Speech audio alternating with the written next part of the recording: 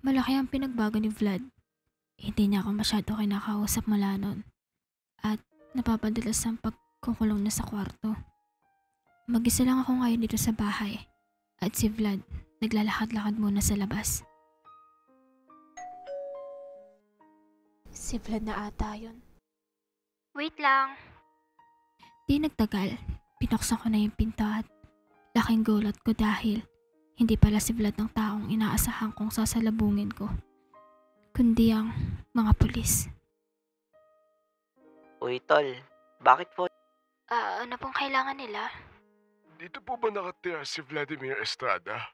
Opo, dito po. Bakit po? Maya-maya ay nakita ko nang naglalakad si Vlad papunta mula dito. Tumingin siya mula dito at blanko pa din yung itsura niya. Nakita niya na yung mga pulis pero parang hindi man lang siya natatakot o nangangamba na mahuhuli na siya ngayon. Imbis na matakot siya, siya na mismo ang nagkabot ng kamay niya sa mga pulis para iposas to at naglakad na palayo. Teka lang. Ano pong dahilan bakit niyo po siya pinosas? Inaaresto namin siya sa dahilan ng pagpatay kay Joseph de los Santos. May pruweba na po ba na siya ang gumawa nun? May nakakita sa kanya na tinapon niya malapit dito sa ilog yung bangkay ni Joseph. Paanong nakita? Meron ba siyang ebidensya? Kung gusto mo na magpaliwanag, doon ka sa presinto magpaliwanag, ma'am. At nagmadali na silang umalis. Hindi ko alam kung anong mararamdaman ko. Hindi ko alam kung dapat ba akong matuwa dahil nahuli na siya sa ginawa niya kay Joseph. O malulungkot dahil ngayon paniguradong matagal ko siyang hindi makakasama.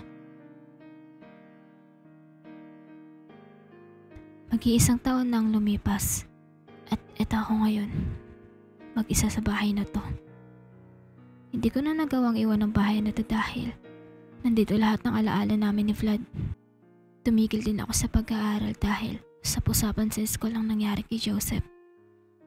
Hindi ko tinuloy ang pag-aaral ko dahil maraming taong umiiwas sa akin at maraming nagpabanta. Kaya mas pinili ko na lang magkulong sa bahay na to. Hindi pa alam ni mamang mga nangyari.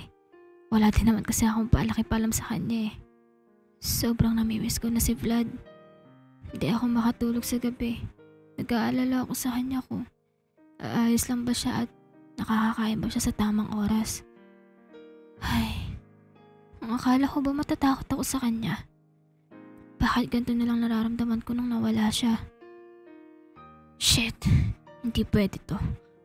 Kailangan makalapas si Vlad sa kulungan na yon.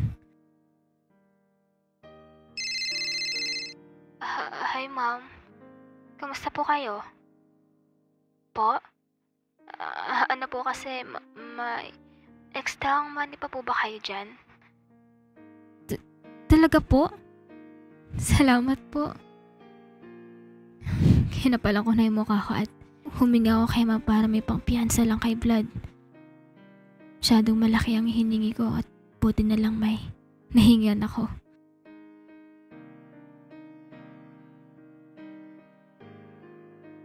Isang buwan ang lumipas at naging success naman ang plano at nabawi ko si Vlad. At ngayong makakasama ko na siya, hindi na ako ulit papayag na mawala pa siya sa tabi ko. Namiss kita. Bakit mo to ginawa? Ang alin? Bakit mo ako pinakawalan? Ayaw mo ba? Hindi naman sa ganun. Pero kasi... Wala nang pero-pero. Ginawa ko to kasi sobrang na kitang namimiss. Hindi ka ba natutuwa? Di ba natatakot ka sa akin? Sa una, pero hindi ko kaya na mawala ka sa tabi ko eh.